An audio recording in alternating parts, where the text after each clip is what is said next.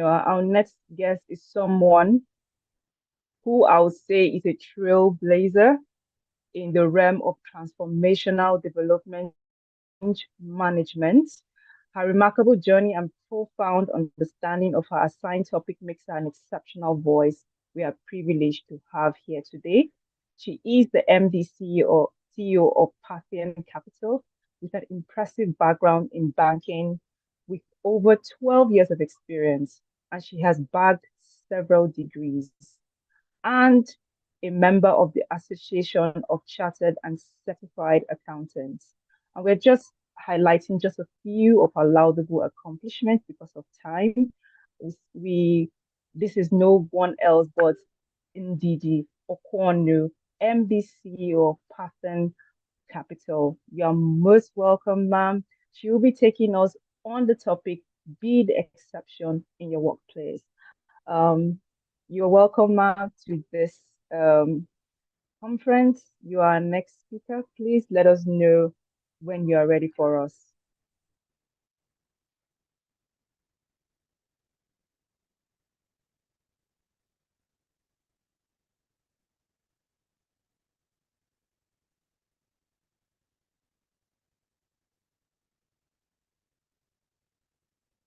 Okay, we are waiting for her to join in. She's almost ready with she's ready to join us. So I will quickly just read her profile here. So Ndidi Ukaonu has an impressive professional background, currently holding the position of Managing Director and Chief Executive at Parthian Capital Limited, with over 22 years of experience, including more than 12 years in senior management at GT Co. Indeed, he has played a crucial role in spearheading various developmental, transformational, and change management initiatives across the bank's different regions, serving as divisional, regional manager, head of retail for Abuja and North Central region, and develop and and the divisional head South South region. Indeed, he pursued her, her education in agricultural economics at the University of Nigeria, Nsukka. She furthered her knowledge by obtaining an MBA from Harriet Watts University. She is a member of the Association of Chartered and Certified Accountants, ACCA, and wow, the Chartered Institute of Bankers Nigeria, HCIB. Additionally, Ndidi is an esteemed alumnus of the Advanced Management Program ANP 32 at the prestigious Lagos Business School. Her commitment to personal growth led her to receive training at renowned institutions such as Wharton, Harvard, and IESE Barcelona. As a natural leader, Ndidi has been invited to speak at various events, including the Platform Nigeria conference, which is, of course, famously organized by Pastor Koju. She's also actively involved in mentoring initiatives, volunteering her time and expertise to young professionals who want to excel in their careers. In this, passion lies in personal development and leadership coaching, using her personal insights to empower individuals to reach their full potential. She's driven, result oriented, and believes that her purpose is to unleash the true potential of people. As we go in, you will see that the profiles of our speakers kind of align. You pick out some words that keeps reappearing over and over again. Personal development, leadership, coaching. You would definitely know that these people are on the same path though they doing different things on their own ends and different industries, but you can clearly see them on the same path. So can we confirm she is here with us to kickstart the session? Is indeed here with us, please?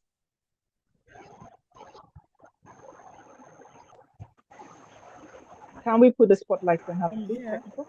If she's here. I'm in the room. Okay, welcome. You're very welcome. Thank you very much. We're all excited to have you. We have read your profile, I'm sure, and this is definitely the summarized version of it. So we are excited to have you here. And your topic is to share with us how to be exceptional at the workplace. You have about 3 minutes to, tell us more about what we can do, or, just give us more insight on how to be exceptional. You have years and years of experience, so we are definitely in the right classroom with the right individual to carry us through this topic rather. So you have the floor for the next 3 minutes. Thank you. Okay. Good evening, everyone, and let me commend the organizers because when you talk about right timing, truly, early in the year when people are making resolutions and all of that, when best should you have a growth conference? You help people to position for the objectives that they seek to achieve in the course of the year. So when you talk about people being exceptional, honestly, it comes down to one thing for me. It's about ownership. That's just what it is. It is ownership. And you would recognize that the way an owner commits to their business, as an entrepreneur commits to their business, and the way they make sacrifices for their business really is different from someone who is a staff, right? So, how does someone who is a staff start to own the business? And immediately people want to think, oh, the way a staff owns the business is that, they should give you shares. But, it's been proven that for some people, it's just not the trigger. And I dare say we must accept and recognize that the average human is selfish. Okay. And so you must, as an organization, I think someone needs to mute, you must, as an organization, acknowledge or answer the question that is the big elephant in the room that nobody wants to say because it's not politically correct to say, but everybody is saying outside of the public. And that question is, what is in it for me? What is in it for me? And typically, organizations answer that question by saying, you know what, we're going to give you a very good salary. At the beginning, it is. But with status grows expense. And later we say, oh, the money is not enough. Then what next? But even within the money, we're throwing in all sorts of things, local and international training, health cover for your family. We're going to give you a house. But somehow, over time, we see that hasn't been satisfying people.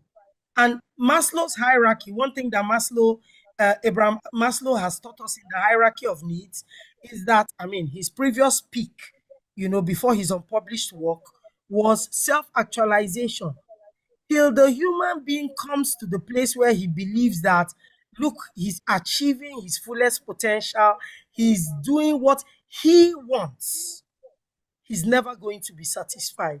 And if we all reflect internally, we will realize that, Abraham Maslow wasn't wrong. So, and Yeah. I'm coming to my point here. So, what really is it that the work gives us? And what I've been selling is this: work is just a platform. Work sets the basis for everything that you can be in life. When people go into work and they are sloppy and everybody is gossiping with you, that person who gossiped with you, who encouraged you with your bad behavior, when it comes to recommend who should get a certain peck, who should be elevated, you're not in the room, he's never going to mention your name because you're seeing you for who you are. So work is almost like Yeah. a place where we practice or we rehearse for our own greatness. We build the network that we're going to leverage into the future. We gather knowledge, we get skill. The immense amount of what work gives us is unbelievable. And so many stories have been told about, sorry, my network, so many lights. So many stories have been told about people who did not who made it really great in life because in the course of work, opportunity found them and they took that opportunity. And I think that is the biggest sell of, or the biggest answer that you could ever give to what is in it for me. And I will close with a simple example. I mean, I spent 22 years of my career at GTCO. I loved my job absolutely. I did the craziest things, working everywhere in Lagos, overseeing the North Central, and in my final 5 years, overseeing the South South. Okay. I mean, in recent times, I'm now CEO at Parthian Capital. Parthian Capital is an SPV building some really interesting things for the industry. Part of how I got this job is references based on the work that I did at GT Bank. I didn't look for this job. I didn't apply for this job. And while I'm building this thing that I'm building, let me speak about a recent trip that I had to make to Abuja. And I mean, I hadn't seen this customer forever and ever, who owns one huge infrastructure in Abuja, and I happened to be interacting with the space. And I just suddenly saw him. He's not originally Nigerian. And I was like, oh, hi. I called his name and I was, you just disappeared, blah, blah, blah, blah, blah, blah, blah. And after pleasantries, I went to the elevator of the venue. And he came to the elevator and he called me back because he wanted to introduce me to some people. Well, I mean, just glowing tribute. But you know what came out of that? You know what came out of that? What? He We're led listening attentively. to his office and told me about a secret new project. It is at least a year down the line. And he said, you transformed our business when you were at GT Bank. I would never forget, and you are the reason why we still do business there. And what you did, no bank. So many banks have tried to replicate it. Nobody has been able to. And he said, I want to tell you about this project. I want to do it with you. Just start thinking about you. It is you that I want. 2 weeks before then, I was at a birthday party in Abuja. I don't live in Abuja anymore. And then, oh, this customer, I couldn't even recognize him. I said, I'm so person. I said, oh, yes, I'm so sorry. That's so true. And then he said, I hear you've gone to a new place. Please, when you are ready, come and take the account. The thing with work is, especially if you've spent time in a particular place, I will never ever be able to escape in the day of GT Bank, even though I stopped working in GT Bank almost 2 years ago. So work is also the place where you are given the opportunity to develop your brand, to make of it what you Right. want. So to think of work as the place where I get a salary is just really to be cheating yourself, because that foundation that you build is going to mean everything for you into your future. And finally, guess what? It's going to mean a lot more for your children. How Wow. they what they will learn, the doors that will be open to them because Wow. of the tone that their parents set. So we need to take work more seriously. And as soon as we're able to own, then we become exceptional. Thank you. Wow, wow, wow. I don't know. Let me just give a round of applause here. I hope you can see it and you can hear it. I know people are in the comment section, throwing their applause as well. We haven't even gone into the question section, and you have just dished us real life example, your own life. Work is important. We are in an era where everybody wants to be the CEO, wants to be an entrepreneur, and people who work are feeling like they're doing the wrong thing. They're like, am I wasting my time here? Should I not go and do something, remote work, do this, do that? Let me leave this work thing. But you have said that your work built who you are now, your networks, the people that you connect with, the job you have right now was recommendation from the kind of job you did, extensive, or you built your network using another person's platform. Their time, they even paid you for to even build that network because Honestly, you're earning the salary. it Yeah. is So they're paying you yeah, for yes, getting the benefit that you're getting. Yeah. they are getting so exceptional. We're just going to go right into asking you questions that will zero in on practical um information that people can hold on to about this topic being exceptional at work. And the first one is Being exceptional often involves taking risk or stepping out of one's comfort zone. Obviously, it's something that we all dread. How can we embrace discomfort and uncertainty as catalysts for personal and professional growth in the workplace? Let us know what we can do. How do we say, oh, I'll only by my chest, I'm going into these waters. I don't know how hot, I don't know how cold. I'm going to go deep dive into it. Tell us how you're going to encourage or the encouragement you want to give our audience as regards this question. Thank you. Okay, so for me, it would be, I mean, I've given you the North Star, all right? Yes. That this whole Mm, place is about building you for who you want to be. I typically say build you for your greatness. And I've had people ask me, oh, how can I be better? How can I do better? How can I, really be great at what I do? And I say, get uncomfortable. That's the truth. You know, work is like being on, when you're comfortable, you just tend to just flow with things.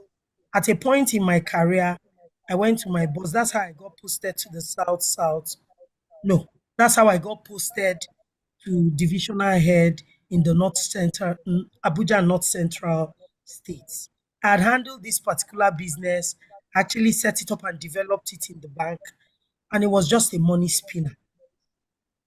But you know what? At some point, I could do it in my sleep. So I wasn't satisfied anymore. I didn't need to quite come to work, even though I was coming to work. I'd groomed people who could run the business. So why was I there? You can stay there and let people clap for you. They clap for you, they increase your salary, you're not gaining anything. So I reached out to my boss and I said, you know what, I'm not going to run this thing again. And he was aghast. You have to be kidding me. Don't say that. I said, no, I'm not doing it. I want a new challenge, right? And taking on a new challenge comes with the acknowledgement that sacrifices will have to be made. But if you keep your eye on the goal that you are growing, you are the one who is better for that challenge. You will chest it. That is the truth. Now, my analogy for this will always be if you're training in a gym, right? You want to build muscle, you want to be healthier, you want to be lean. I hope a lot of people realize that the process of weightlifting actually tears the muscle, and it's in the process of repair that they become stronger for you to True. lift. So if you're not willing to go through that pain and that discomfort, then you're not ready to grow. So that pain and that sacrifice and that difficulty, set your eye on the goal. Stephen Covey will say, begin with the end in mind. And always remember through the discomfort that ultimately I'm going to get better and I'm ultimately going to be who I want to be. This is just the process that it takes. And sometimes you're going to cry, you know, learn Wow, to we're cry going to cry. in the bathroom and come out when they ask you what happened to you. You say, oh, a fly entered your eye. Everybody told that, we all Yeah. go through pain, you Some know. Pain. There's always a story. There is always a story. And you're just building your own story. that's not the one I just touched. Though. This is the one I just touched. Okay. Thank you. There's always a story to This growth. month, how That's what far you is have on? told you have told us to be uncomfortable. And there's always a story to growth. It always comes from pain. From pain, you get to victory. So the next one we are asking, what mindset shifts or habits can individuals adopt, to challenge conventional norms and stand out as exceptional contributors, especially when they're in hostile, workplaces where they don't favor innovation. They just want you to do accordingly to what is expected for you. Don't go out of the norm. We say this, do this. How can we grow in such an environment? Before we get to another option, what do we do? So honestly, there are a lot of answers to that. Okay, there are a lot of skills that people need to build. And with experience, you learn some of those things. When people say that They don't want you to do anything. They just want it their way. People don't want you to bring innovation. It is how you're going about it, if I dare say, right? In any organization, you kind of always need to know who the power brokers are. That's super, super important. And then Okay. sometimes we want to be the superstars. We want it to be said that we are the ones who came up with the idea. And so you want to shout it from wherever you are. You want to say it so that you are ahead. If you truly want to make change, one of the things that I've learned is you want to speak to the hearing of the person who will be listened to. Okay. So it's not always you, okay, if you want to make genuine change. I would typically always go to someone who had a voice in the room until I had my own voice in the room. And when you're choosing to go to such people, it means that you have done your homework and you are ready for the questions that you will be asked. Okay? So I just think that that is one super important thing.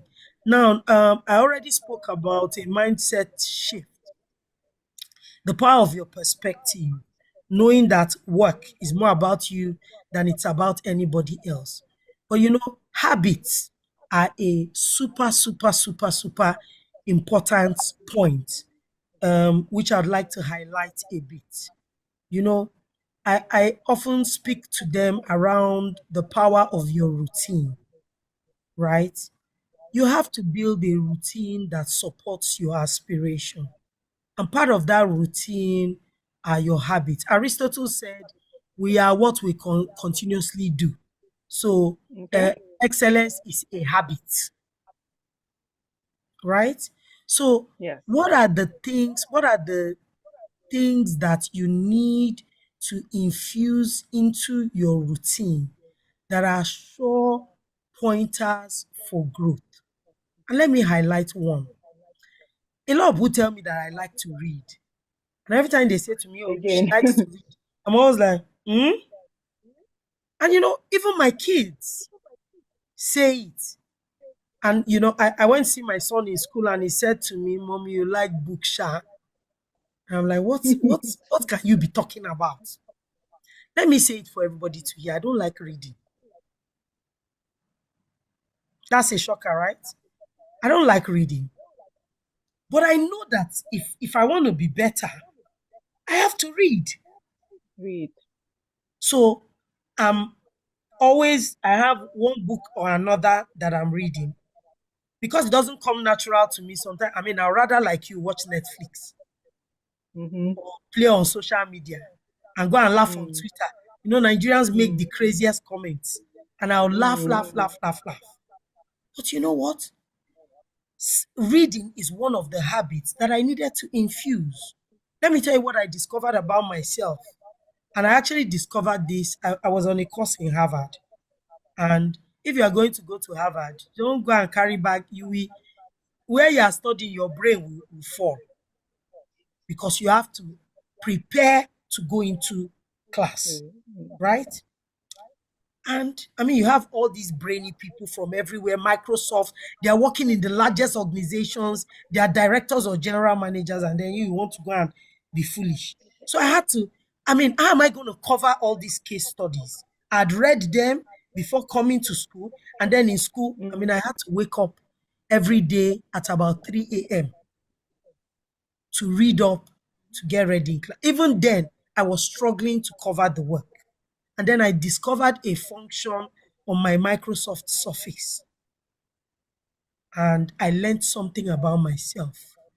So I was showing my colleague, I can read, now I can read a 200-page book in 2 or 3 Mm-hmm. days. And she told me, say, Did you are lying, Joe. And I gave her the book I was reading. And any page she opened, she started to tell me what were they talking about here, and I'll finish the story. Saying, Did you align? I was here when you started this book. So in the Mm-hmm. process of doing, I learned more Yeah. Learn some more. to Mm-hmm. reinforce that habit. So Habit. my own choice habit is reading. What is yours? punctuality. There are just so many things. But if you don't put those habits as success doorposts, Yes. you're not just going to advance. I'm sorry. So it's the growth conference. You have to choose a Yes. habit today. What Habits. am I Yes. going to build on? But don't choose more than two, at most Two. three. Good. Because if you choose Three. five or Good. seven, I can tell you, you're not going to do anyone. Anything. Wow, great, great insight.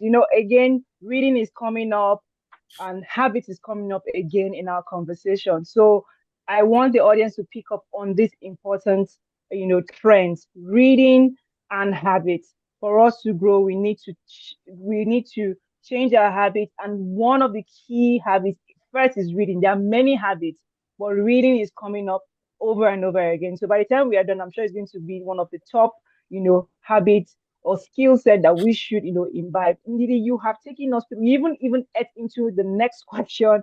You talked and discussed about the next question I was going to put out there. But let me just, give us a final word on this. And people struggle with the traditional corporate culture and the new culture that is emerging. We don't know nobody we don't have the definite line right here. We have a culture where there are Gen Z's, millennials, and then you have this other group. These people want to do things differently, to do something else, and this you are the other, I think Gen X wants you to do something else, but we say, no, this is a new way to do it. How do we create that balance? Because if your boss, who is generally going to be a Gen X, is telling that this is not the way I want it done, do it this way, and you know your way is better and faster, how do you marry that so that you can continue to excel? Just tell us a strategy or strategies that we can imbibe as young people here, and also managing your boss in the office who is in a much older generation. Yes. Okay, so thank you for the question. Very interesting.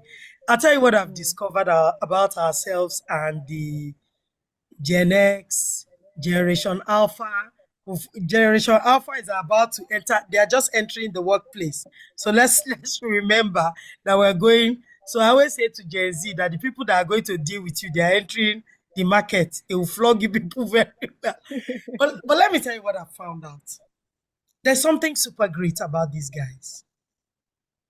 Their appetite for risk, which It's high. speaks to their creativity, right? And that's why they are such Mm. creators. And you see how in the creative space how they thrive, and in other areas they've done well. But there's something about the generations before them. Those generations have something they don't have: resilience, grit, the staying power. They are Okay. very Mm. flaky. And every time their mental health is always mentally. While mental Yes. health is a thing, right now what we're seeing is that people are more irritated. And so everything, mental health has become an excuse for everything. That people are even trying to decipher where is it mental health and where is it irritation. Okay? But I made my peace with these guys as a leader by first accepting that some of them, it was difficult for me. Some of them Yes. are going to make mistakes, and some of them will make mistakes that they can never recover from. Wow. But not all of them are going to be lost. So sometimes you really need to let them, they learn by doing, they learn from experience. But Mm-hmm. my message to the Gen Zs and Gen Alphas and part of the millennials is you have to realize that honestly, experience counts for something. Experience, it is something that they don't acknowledge. I always tell them that Mark Zuckerberg, who is the person that really started making them crazy, is we own the world, we rule the world, we are on top of the world, we are the ones turning the world, we are carrying the whole world. Is Yes. I said, but a lot of people don't realize that Mark Zuckerberg chased Sheryl Sandberg. Sheryl Sandberg was the immediate past COO of Facebook. The last I checked, she was valued at over $2 billion. Yes. Right? Cheryl is responsible for the operations. Question. She held the structure that is called Facebook. And Mark True. was able to run with his creativity. If Mark didn't think that Cheryl was necessarily important, he would not go for that experience. And if I'm not wrong, Cheryl was about 15 years older than Mark. Yes. So the Mark Zuckerberg that is telling you that, you know what, and you know what, learn from what is going on with the current technology boost, digital economy. Even in Nigeria, we've started to see a lot of the startups fail. And if you go over time, even the ones who have been, the more popular ones who have been severely troubled, go and check what they've started doing in the last 5 years or so. They started to look for experience to put on their board, look for experience to employ into their company. Employ them. True. And that is saying something about the value of experience. So now, if you're going to work with these people who are older, who you call your bosses, here is the trick. Your boss is human. Like you, he has stuff that irritates him. Like you, he has stuff that makes him happy. You have to discover how he likes to communicate so that you set the atmosphere and set the tone for the things that you want to say to be received properly. Case in point, my boss likes is a fashionista. And I break the ice the way I would break ice marketing a customer. And I go into her office and I'm like, just after you finish wearing this dress, I'm the owner. Honestly, if you will not kill Mm-hmm. me in this world, and Mm-hmm. it's something that she likes. And so she's going to laugh. Mm-hmm. There's just something wrong. Mm-hmm. Just stop, leave my clothes alone. No. Say, let me Mm-hmm. not take your time. I just wanted to quickly run something by you. You have Mm-hmm. created the atmosphere for the conversation that you want to have. But when you have True. spent your time quarreling and fighting with your boss, proving you create a hostile environment, you walk into it, it's going to burn you. True. So you cannot Wow. fight your boss and win that fight. Right. Your people can hail you, but somebody said this is an experience. She will. Yes.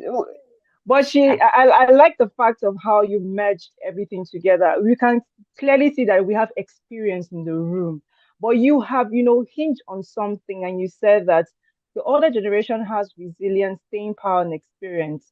The future generation, all the present generations have the creativity and risk. So imagine when you merge these three or these four or these five uh, skill sets together, I think you are aimed for greatness.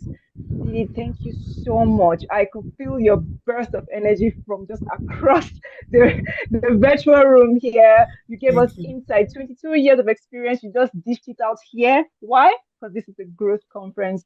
Thank you so much. Thank you so much. Please, a round of, virtual applause for Ndidi. Thank you. Thank you so much. We've learned so much. I'm just going to give a highlight of what she, walked us through. She really covered a lot of topics and gave us a lot of insight, especially using her own personal experience. Or clearly, you can see where she is. She's the MDCAO at this point. And she says, what is in it for me? A question that we employees always ask our employers. All these folk they carry from my head, I put on my head. What is the only salary? What else? But she's telling you that this is a place for you to develop your personal brand. This is a place for you to network. This is a place for you to build yourself for the next level in your life. So take it as a job for yourself, not for the company, and you excel. Be sensitive to know how to present your innovation and ideas to your boss, and you excel. And more importantly, get into a routine to learn a habit, read, and learn new habits that will take you to the next level. So thank you so much.